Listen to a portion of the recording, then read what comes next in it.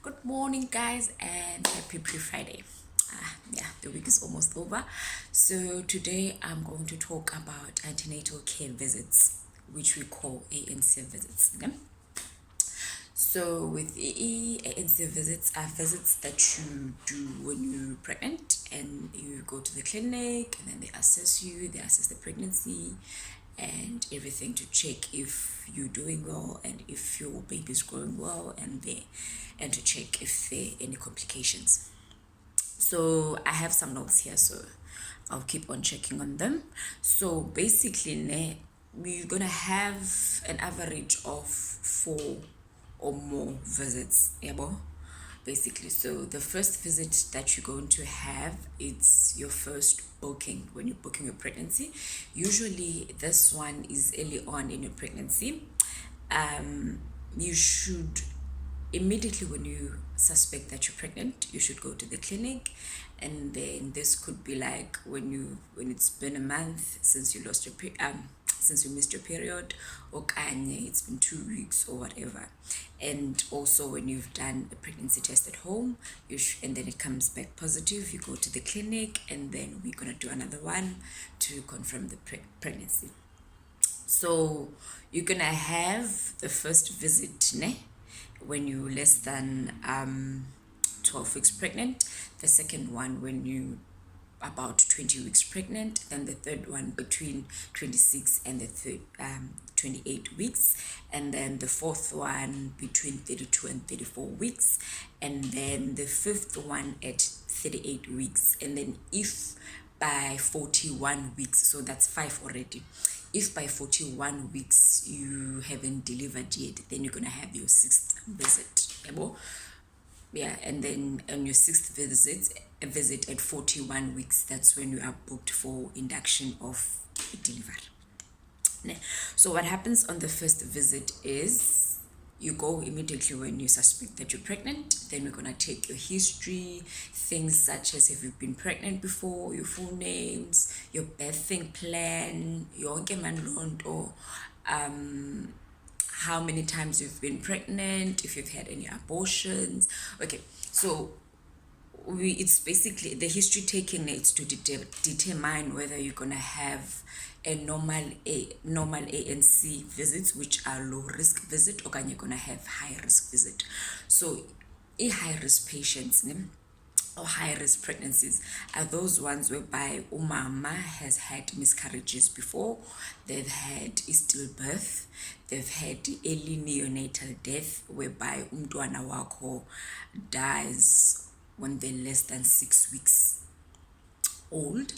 And then you also, if you have any mental conditions, schizophrenia, depression, and you're on treatment, and also medical conditions such as hypertension, diabetes, and all that jazz. So if you fall under those categories, and then we also have something that is called grand multipara. A grand multipara woman is a woman who has had 5 pregnancies and delivered all those babies. 5. That's a grand multipara. And also we have teenage pregnancies. That's also a low risk if you're less than 16 years old. That's high risk if you're less than 16 years old. And also we have advanced maternal age whereby you over 35 years old. Those ones are high risk pregnancies. And low risk pregnancies are your normal pregnancies where you don't have any medical conditions, or you don't have any mental conditions, or you've never had stillbirths or miscarriages or ectopic pregnancies before. That is low risk. So that's the first visit. We do a history taking. Then the second thing that we do is to estimate how far pregnant you are. So there are 4 ways of determining that. The first one is through your last menstrual period, which we call LMP. It's very important that you record your period, like we want the first day of your last period. So say for instance you had your last period, you started the last period on the 5th of July, then you've never had periods thereafter. So we need that date here, 5th of July. You need to be certain about that. If you're not sure, then we're gonna use the other three methods to determine a gestational age, which is the age of your pregnancy. So it's important to know the first day of your last menstrual period, and then we're gonna use a wheel to calculate. Like, a wheel has weeks to estimate when you're gonna deliver, and to also estimate your gestational age. So okay guys, we use iveki, like weeks. We don't say you 5 months pregnant, you 6 months pregnant. We're gonna talk about 20 weeks, 26 weeks, 37 weeks, 41 weeks, yonke londo. We don't talk about months, we talk about weeks, yabo. And then a full term, okay, I'm gonna cover this in another video, I think. Okay. And then the second method is through a symphysis fundal height. A symphysis fundal height, it's whereby you measure ubukhulu besisu. So you measure from the highest point up where you can feel the baby, which is anywhere. If it's like below the umbilic, like if it's below umbono wakho, that would be like round about 20 weeks or less. And then if it's above umbono wakho, that would be like 24 weeks or more. Symphysis fundal height measurement, it's more accurate after 24 weeks. If you're less than 24 weeks, it's not so accurate, but we can still use it. So we measure from the highest point up, or we can the very last point or highest point where we can feel the baby or the fetus, up to a bone that is called a symphysis pubis, which is in your vagina. It's your vaginal bone. So we measure that height from the highest point up to the vaginal bone. That is symphysis fundal height. Then if we get 23 centimeters, then we can say you like 23 weeks pregnant. Then if you get 25 centimeters, we can say you're 25 weeks pregnant, and so on.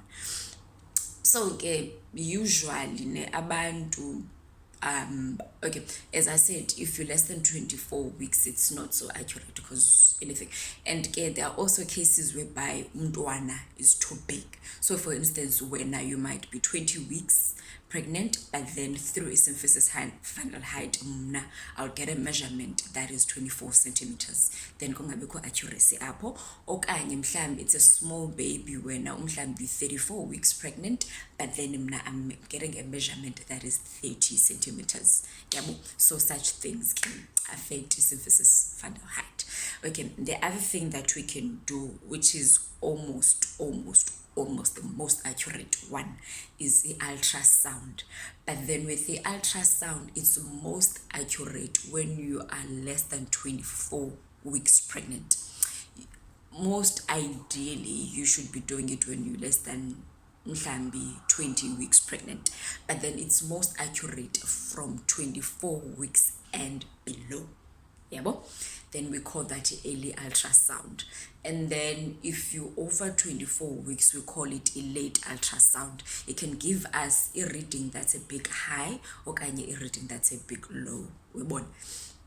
So with the ultrasound, it's best if you do it early. And abantu have that mistake of thinking the ultrasound is only to like scan is the ultrasound. So abantu have the mistake of thinking ubana scan is only done to determine ubana you're having a boy or a girl. No. We don't care if you're having a boy or a girl and you're having an elephant. We don't care.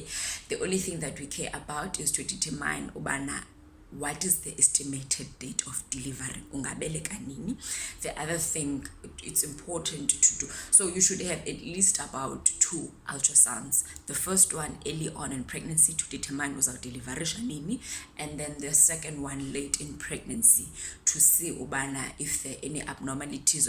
Mid pregnancy, you can have 2 or 3, doesn't matter. Mid-pregnancy to determine if you are having triplets, twins, or a single team. A single team is one baby.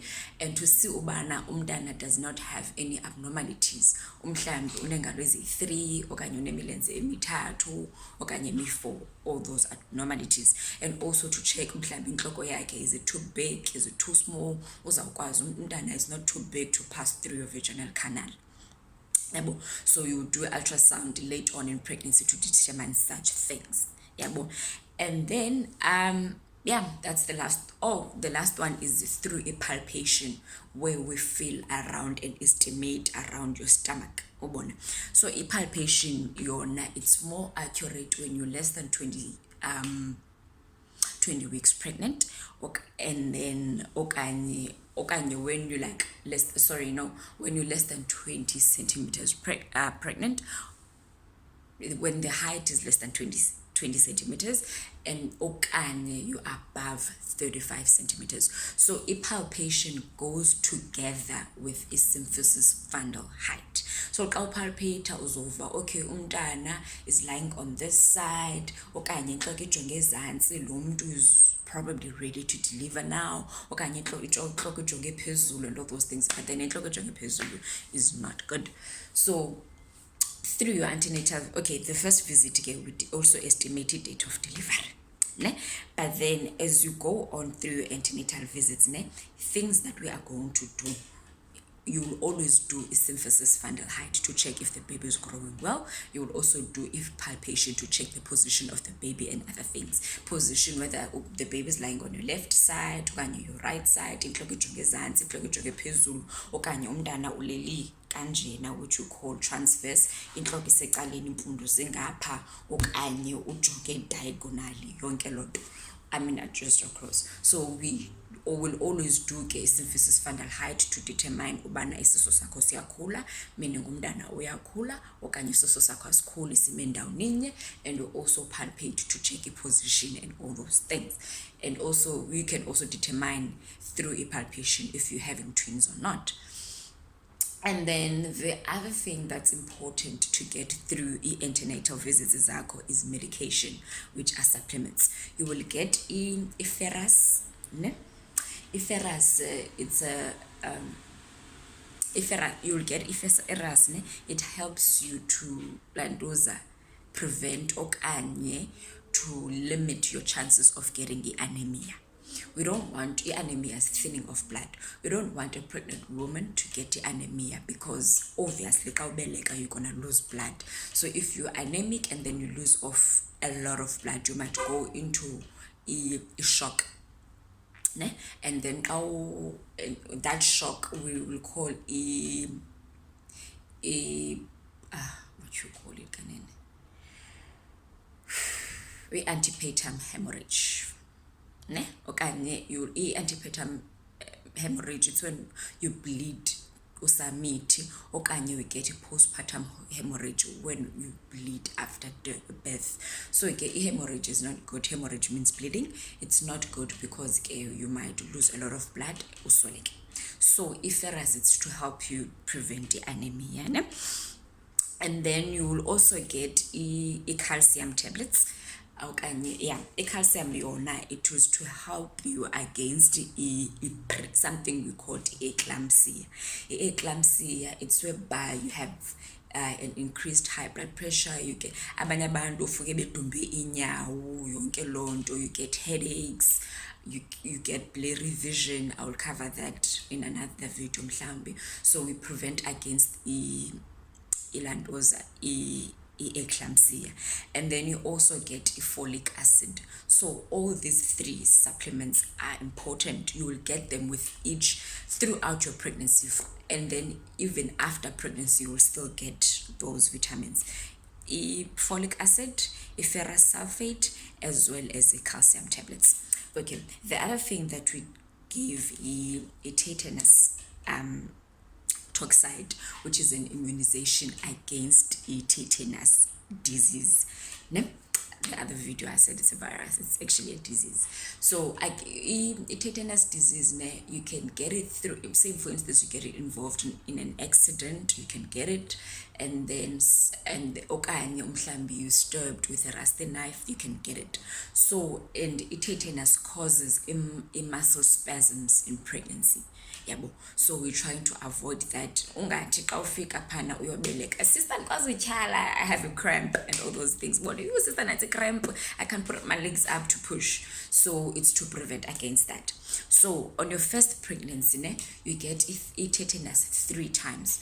On your first visit, and then 4 weeks after the first visit, and then 6 months after the first visit. After the first dose. Then on more pregnancies or subsequent pregnancies, you will get it depending on how old your baby is. So if your baby is less than 5 years old, you will get a tetanus on your first visit, like on your next pregnancy now. You'll get it on your first visit, and then later in later pregnancy again you'll get another dose. So okay, in life, in order to protect against the tetanus virus disease during pregnancy and so forth, you're gonna need like 5 doses guarantee you a lifetime protection.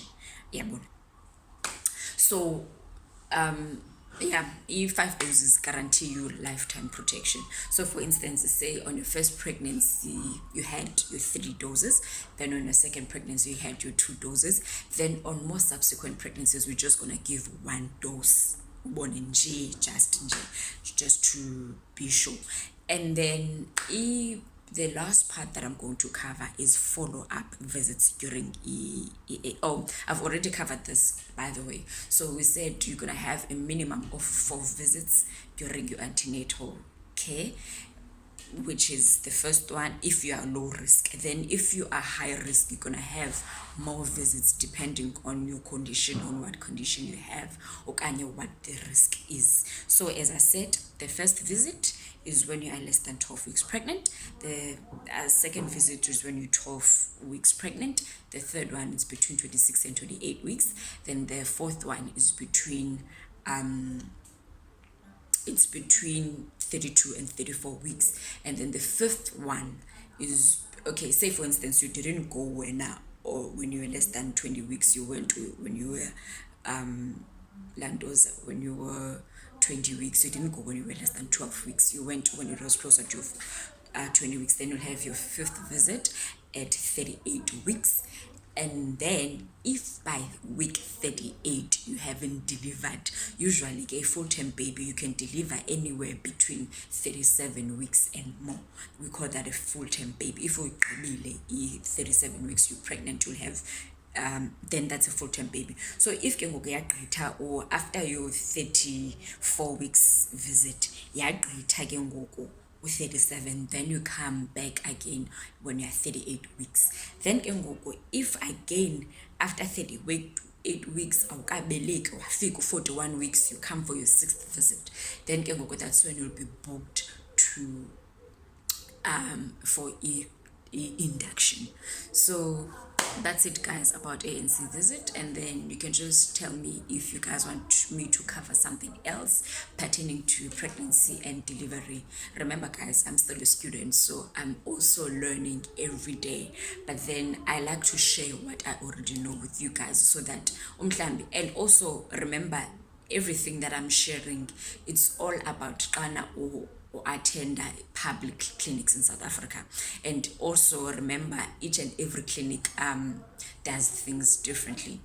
They don't do them the same, depending on whether they have the resources to do certain things. But then basics such as check and everything else, it's something that needs to be done. So but then if you attend a private doctor, obviously it's gonna be totally different from what you would be doing at a public clinic.